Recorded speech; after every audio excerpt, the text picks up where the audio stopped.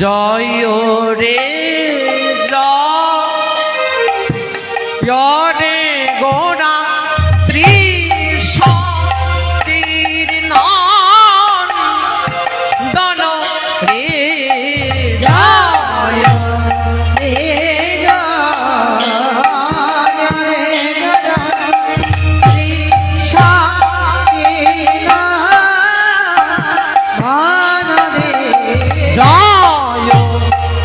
রে জয় রে গোরা শ্রী সচির নন্দন রে জয় রে শ্রী সচির নন্দন রে মঙ্গল নটন সুঠা আমরে আহামনি রে বল নটন সুঠা ভুবন মোহন গৌর নাচে শ্রী বাসায়ঙ্গীর মাঝে বলি নাটুয়া গৌরাঙ্গ বলি বিষ্ণু প্রিয়ার প্রাণ গোড়া নট সুঠা রে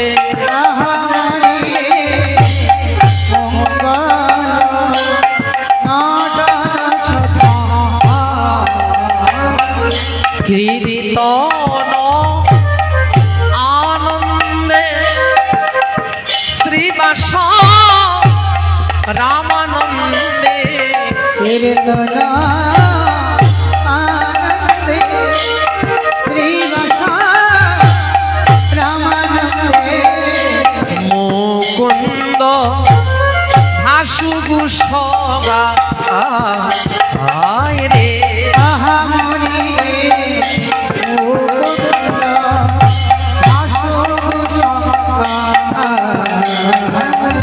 মুকুন্দ ভাষ্য গান করে রে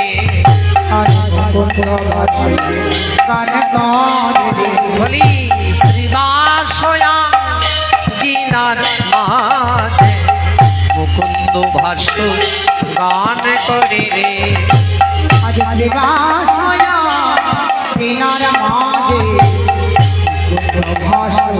গান করে বলি শ্রীবাসয়া গিনার মাঝে আমার মুকুন্দ ভাষ্য গান করি রে শ্রীবাসয়া গিনার মাঝে গান করি রে বলি শ্রীবাসয়া গিনার মাঝে মুকুন্দ ভাষ্য গান করি রে শ্রীবাসয়া আমার ভাষা গান করে জয় রে গোরা শ্রী সচিনন্দন জয় রে গোরা শ্রী সচিনন্দন জয় রে গোরা শ্রী সচিনন্দন জয় রে গোরা শ্রী সচিনন্দন মঙ্গল নটন সুঠা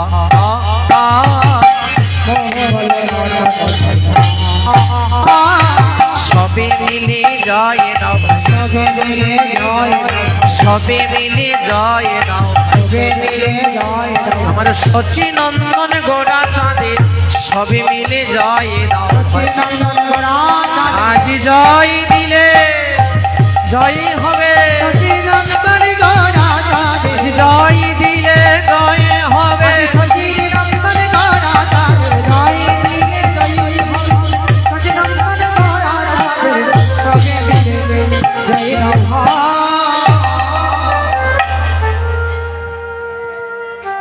মহাপ্রভু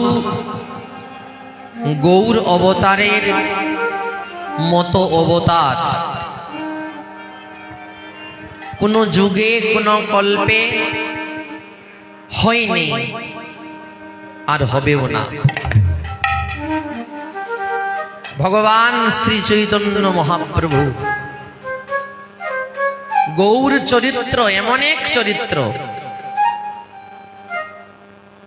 চৈতন্য চরিতামৃতে কবিরাজ গোস্বামী বললেন গৌর অবতারটা হচ্ছে সর্ব অবতারের সার অবতার। কোন কল্পে জীবকে যা দেননি ভগবান জীবকে তা প্রদান করতে গৌর অবতারে এসেছেন।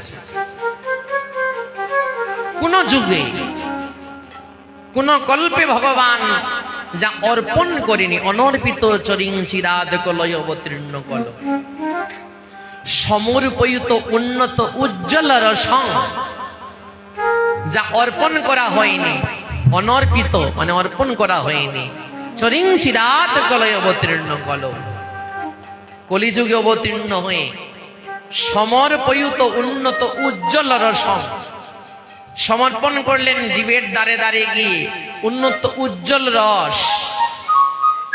সেই উজ্জ্বল রসটা কি? এই মধুর হরিনাম। আমরা হরিনামকে সাধারণ ভাবি, এই হরিনামটা সাধারণ নয়। সমর্পিত উন্নত উজ্জ্বল রসং হরিপুরট সুন্দর দ্রুতি কদম্ব সন্দীপিত সদাই হৃদয় কন্দরে পুরটব সচির নন্দন হরি। এই কৃষ্ণ নাম সাধারণ কোনো বস্তু নয়, অপ্রাকৃত গোলকের প্রেম ধন, যাকে কবিরাজ গোস্বামী উন্নত উজ্জ্বল রসের সঙ্গে তুলনা করেছেন। উন্নত উজ্জ্বল রস, এই সুখের উপর আর সুখ হতে পারে না। দেখবেন পরীক্ষা প্রমাণ, যখন আমরা আসরে বসি কীর্তন শুনতে, হরিনাম যখন হয়, হরিনাম শুনতে শুনতে আমাদের নয়নের জল অশ্রুপাত হয়। আমাদের কৃষ্ণ নামে, কৃষ্ণ নাম শ্রবণে যখন পৌঁছায় গিয়ে, তখন শুনতে শুনতে আমাদের প্রেম বিকার হয়। যখন প্রেম বিকার হয়, ওই কৃষ্ণ কৃষ্ণ বলিতে বলিতে যখন আমরা ধুলায় দূষরিত হই, তখন সেই আনন্দটা কেমন? এই আনন্দের উপর আর কোনো আনন্দ হতে পারে না।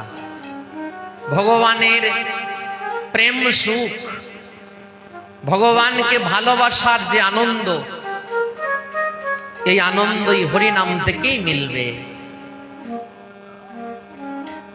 যখন আমরা কৃষ্ণ বলে ক্রন্দন করি, ভগবানের প্রেমে যখন আমরা কাঁদি, তখন অনুভবটা করবেন যে ওই প্রেমে কত সুখ, ওই হরিনামে যে কত সুখ, এই হরিনাম যে কতটা সুখ প্রদান করতে পারে, যে সুখের বলিহারি যায়। তাই মাননীয় ভক্ত মণ্ডলী, গৌর অবতার, এই অবতারই হয়েছে আমাদের মতো পতিতের হৃদয়ে সেই কৃষ্ণ প্রেম পৌঁছে দেওয়ার জন্য মহাপ্রভু অবতীর্ণ হয়েছেন এই কলিকালকে ধন্য করে। যার জন্য এই কলিকাল ধন্য। আমাদের সভার জননীর মতো মহাপ্রভু, জীবকে মহাপ্রভু কেমন করে ভালোবাসে, ওই মা যেমন সন্তানকে ভালোবাসে, ঠিক সেইভাবে মহাপ্রভু জীবের প্রতি ভালোবাসাটাও সন্তানের মতো। দেখবেন কোন মায়ের কাছে সন্তান হাজার অপরাধীও যদি হয়, মা কি ফেলে দে? ফেলে দে না। ঠিক সেইভাবে আমরা বহু জন্মান্তরের অপরাধীও যদি হই, আর গৌর চরণে গিয়ে যদি গোড়াগুড়ি দেই, মায়ের মতো মহাপ্রভু আমাদের গ্রহণ করবেন, ফেলে দিবেন না। যার জন্য বৈষ্ণব কবি লিখলেন শচীর নন্দন, মায়ের নামে পরিচয় দিলেন। জগন্নাথ নন্দন লিখলেন না, শচীর নন্দন লিখলেন। এটাই বোঝাচ্ছেন যে মহাপ্রভু জগৎ জননী, জগতের জননী। তাই সময় নষ্ট না করে জীবনের এই বেলা থাকতে থাকতে, জীবনের বেলা বুঝতে পারছেন তো, এই যে শিশুটি বসে আছে সম্মুখে, ওর সকাল বেলা। এখানে যুবক ছেলেরে যারা আছেন, তোমাদের মধ্যাহ্ন বেলা। আর বিকেল বেলা বুঝতে পারছো তো, জয় রাধে। ওই বিকেল বেলা হওয়ার আগে গৌর চরণে শরণ নাও। শত অপরাধী হলেও প্রভু কৃপা করে কোলে তুলে নিবে। আমার মহাপ্রভুর স্বভাব এমনই যে একবার গৌর বলে লুটিয়ে পড়ে, প্রভু তাকে তুলে কুলে আলিঙ্গন করে। এই তো চৈতন্যের স্বভাব। তাই মাননীয় ভক্ত শ্রোতা মণ্ডলী, গৌর চরণে শরণ নেন, জীবন ধন্য হয়ে যাবে। গৌর চরণে শরণ নিলে ব্রজে যুগলের কৃপা হবে। তাই মহাজন বললেন, ওরে মন,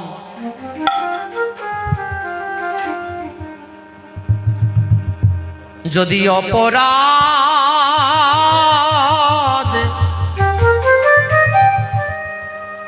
খণ্ডন করতে হয়ে গো,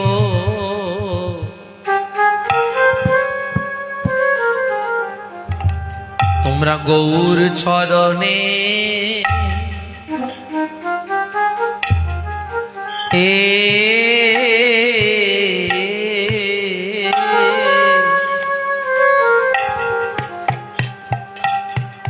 শরণ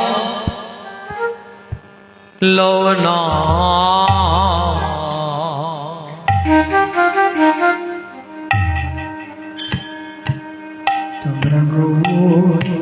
যদি অপরাধ খণ্ডন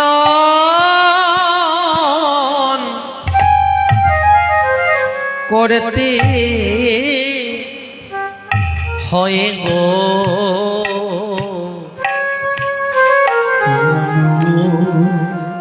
চরণে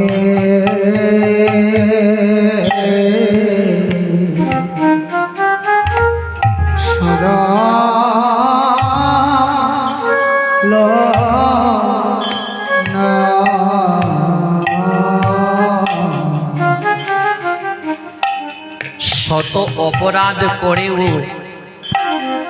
সন্তান নির্ভয়ে মায়ের কাছে যায়, কারণ সে জানে এই জগতের সবাই আমায় ভালো না বাসতে পারে, কিন্তু আমার মা আমায় কোনোদিন ঘৃণা করবে না।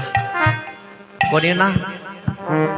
দেখবেন একটা মায়ের যদি 5টা সন্তান থাকে, তার মধ্যে যদি একটা কুসন্তান হয়, সেও গিয়ে মায়ের কাছে যখন দাঁড়ায়, নির্ভয়ে দাঁড়ায়, কারণ সে জানে সবাই আমায় ফেলে দিতে পারে, কিন্তু আমার মা আমায় ফেলবে না কোনোদিন।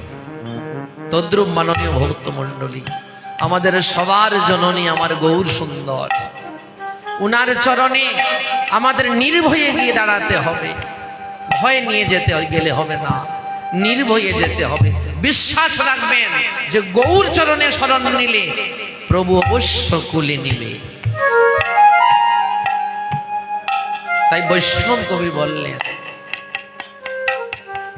যদি অপরাধ খণ্ডন করতে হয় গো,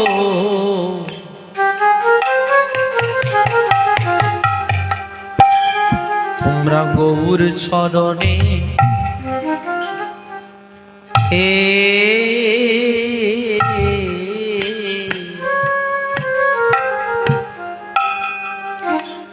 শরণ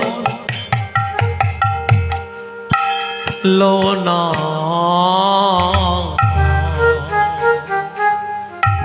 যদি অপরাধ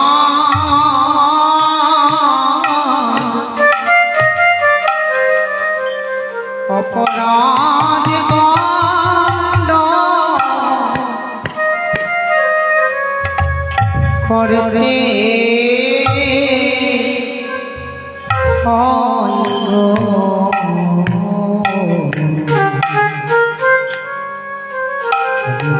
চরণে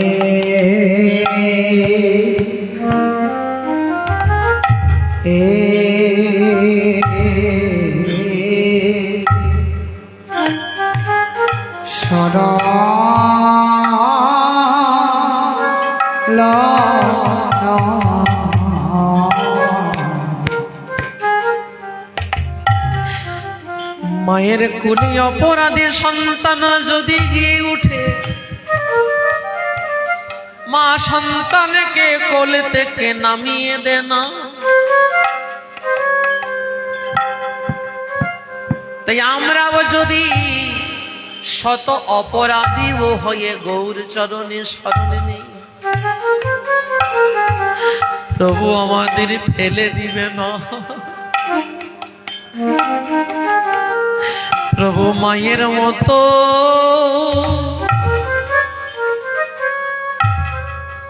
ও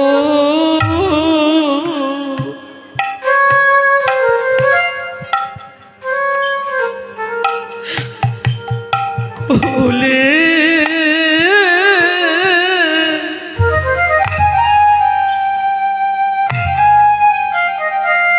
কোলে তুলে নিবে, মায়ের মতো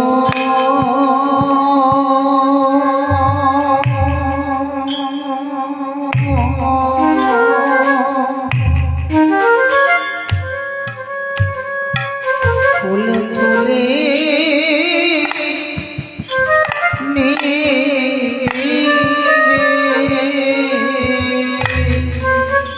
প্রভু মায়ের মতো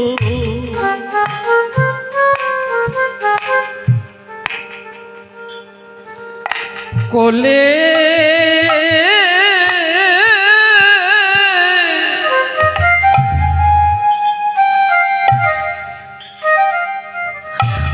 তুলে নেবে।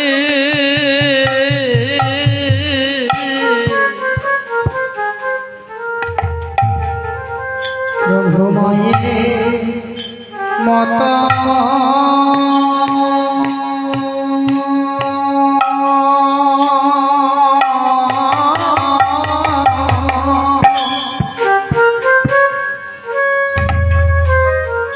তোলে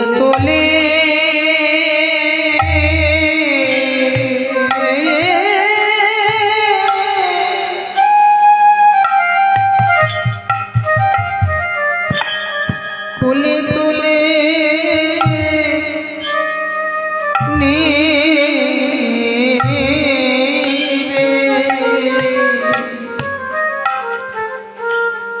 তোমরা গৌর চরণে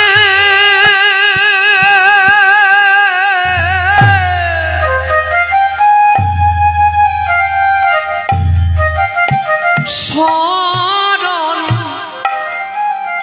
লও না,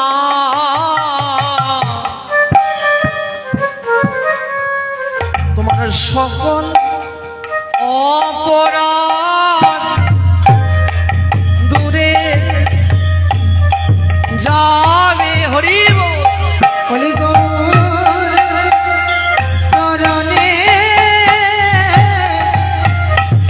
শরণ লও না, আমার সকল অপরাধ দূরে যাবে। শুধু এ জন্মের নয়, জন্মের জন্মের বলে সকল অপরাধ দূরে যাবে। বলিয়ে জন্মে নয়, প্রতি জন্মে জন্মে সকল অপরাধ দূরে যাবে। বলিয়ে জন্মে নয়, জন্মে হরি বল। সকল অপরাধ দূরে যাবে। এ জন্মে নয়, জন্মে জন্মে সকল অপরাধ দূরে যাবে। গৌর চরণে শরণ লও না, লও না,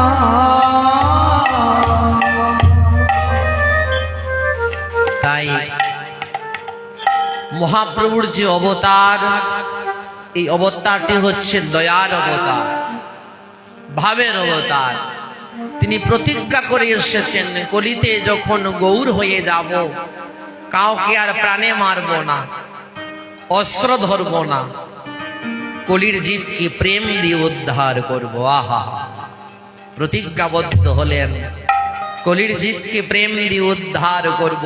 তাই প্রেম দাতা নিতাই গৌরীর চরণে শরণ নেন, তবেই আমরা উদ্ধার হব, আমাদের জন্ম মৃত্যু বারণ হবে। দ্বিতীয় পদে লিখলেন, কীর্তন ও আনন্দে শ্রীবাস রামানন্দে মুকুন্দ ভাসুবর্ষ গায়। কোমর ব্যথা করছে না তো আপনাদের? কি আজকাল তো মানুষ নিচে নিচে বসতে পারে না, হাঁটু ব্যথা উঠে যায়, কোমর ব্যথা উঠে যায়। আমার কীর্তনিয়া গুলো বিরক্ত হয়ে যায় নিচে বসতে বসতে। হ্যাঁ, কতক্ষণে অধিবাস শেষ হবে, কতক্ষণে ঘুমাবো কি। জয় রাধে। কিন্তু জানি না, ভগবত কৃপা মনে হয়। অধিবাসে 3-2.5 ঘন্টা, পূর্ণার মধ্যে 3 ঘন্টার জায়গায় 3.5 ঘন্টা, 4 ঘন্টা দাঁড়াই, এক বিন্দু জলও খাই না। জয় রাধে। সকালবেলা একটু অন্ন এক তরকারি করে একটু প্রসাদ পেয়ে পূর্ণায় উঠি, বিকালবেলার খাওয়া দাওয়া নেই, তবু শরীরটা সুস্থ আছে। এটা হচ্ছে গৌর কৃপা। নিতে হয় গৌর হরিব। ভগবানের প্রতি যদি দৃঢ় বিশ্বাস থাকে, ভগবান রক্ষা করবে। তাই কীর্তনে একটু ধৈর্য নিয়ে বসতে হয়, বুঝতে পারছেন? একটু ধৈর্য নিয়ে বসতে হয়। কীর্তন শেষ হলে তো বাজে কথা, বাজে আলোচনা আরম্ভ হয়ে যাবে। ঘরে যখন যাব, এই তো শুরু মায়ার খেলা। জয় রাধে। হ্যাঁ, যতক্ষণ কীর্তনের আসরে আছি, ততক্ষণ এখানে মায়া নেই, এখানে মায়ার কোনো স্থান নেই। মায়াপতি বসে আছেন এখানে। জয় রাধে। যেখানে মায়াপতি, সেখানে মায়ার স্থান নেই। কিন্তু যখনই এখান থেকে উঠে ওই মায়ার সংসারে গিয়ে প্রবেশ করব, ওই মায়া ছাপিয়ে পড়বে, গলায় ধরবে টিপে। জয় রাধে। বুঝতে পারছেন কি বলছি? বুঝলে সোজা, না বুঝলে বুঝা। তো কীর্তনের আসরে ধৈর্যের সহিত বসবেন। আর মায়েরা, তোমরা একটু উলুধ্বনি মাঝে মধ্যে দিও, নতুবা না বোঝা যায় যেমন কিসের অভাব অভাব মনে হয়। জয় রাধে। আর আপনারা একটু হাত তুলে উলুধ্বনি দিবেন। উলুধ্বনি নয়, হরিধ্বনি দিবেন। একটু হরিধ্বনি, হাত তুলে হরিধ্বনি দিলে ভাল লাগে। বল হরি। এইভাবে ভগবানের নামে আসরে বসলে উলুধ্বনি, হরিধ্বনি দিতে হয়। এতে বোঝা যায় যে ভক্তের হৃদয় আনন্দ সৃষ্টি হয়েছে, আনন্দের হৃদয় হয়েছে। নতুবা আমরা কীর্তনিয়া গুলোকে দুর্বল মনে হয়। জয় রাধে। বুঝতে পারছেন? আপনারা যদি হরিধ্বনি করেন না, একটু আনন্দ যদি করেন, একটু নড়াচড়া করেন না, তাহলে বোঝা যায় আমাদের কীর্তনে হয়তো কোনো দুর্বলতা। জয় রাধে। তাই আমাদের আনন্দ দিবেন, সাহসটা দিলে আমরা বাড়বো। জয় রাধে। দ্বিতীয় পদে লিখলেন, কীর্তন ও আনন্দে শ্রীবাস রামানন্দে মুকুন্দ ভাসুভূষ গায়। মুকুন্দ ভাসুভূষ গান করছে। আর কি হচ্ছে? দ্রাং দ্রাং দ্রিমি দ্রিমি মাদল ভাজত, দ্রাং দ্রাং দ্রিমি দ্রিমি মাদল ভাজত, মধুর মন্দিরার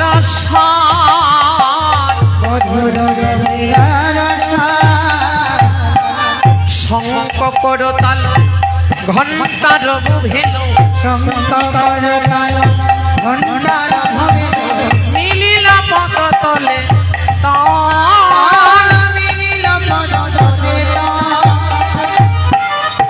কীর্তনের তালগুলো মহাপ্রভুর চরণ তলে এসে মিলেছে।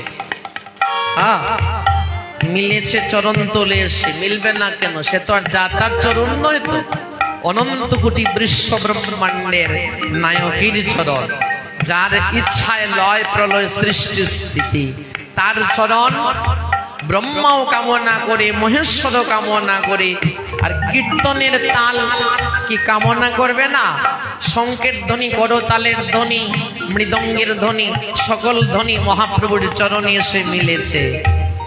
আর বলছে, প্রভু তোমার চরণে শরণ নিলাম, তুমি আমাদের বঞ্চিত করো না, চরণ ছাড়া করো না।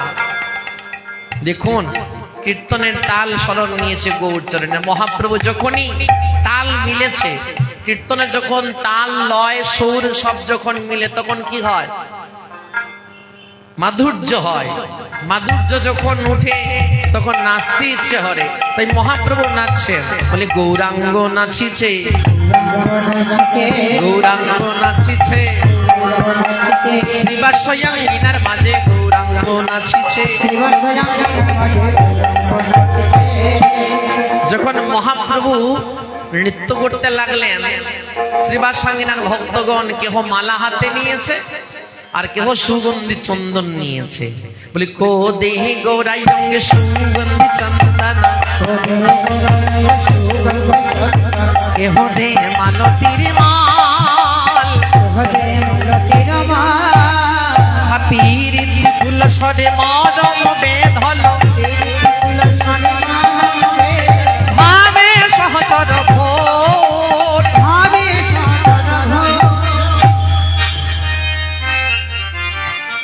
প্রীতি ফুল সরে মরম বেধল, ভাবে সহচর ভোট। গৌরকে দর্শন করে এক ভক্ত বলছে, কই কহত গৌরা জানকী বল্লভ, রাধার প্রিয় পাশমান। একজন বলছে কৃষ্ণ, একজন বলছে রাম, একজন বলছে গৌর যদি কৃষ্ণ হয় তাহলে কৃষ্ণ তো কালো, তা গৌর এত সুন্দর হলো কেন? কৃষ্ণ, কৃষ্ণ তো কালো ছিল,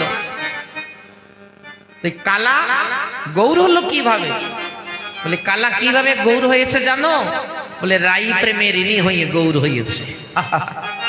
রাধারানীর প্রেম ঋণে, সেই প্রেম ঋণ শুধু করতে গৌর হয়েছে। কালা এবারে গৌর হলো, কালা এবারে গৌর হলো, রাধার ভাব কান্তি বিলাস নিয়ে কালো এবারে গৌর হলো।